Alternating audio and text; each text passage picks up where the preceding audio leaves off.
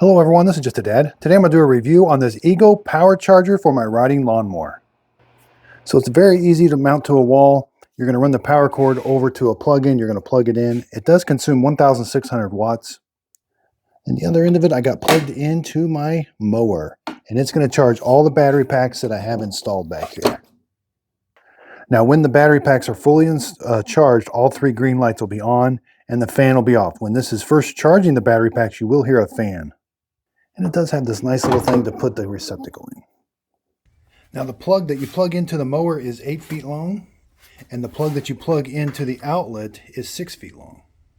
Now these LED lights will be green and they could be red, and I'm going to show you the chart that'll show you what's going on.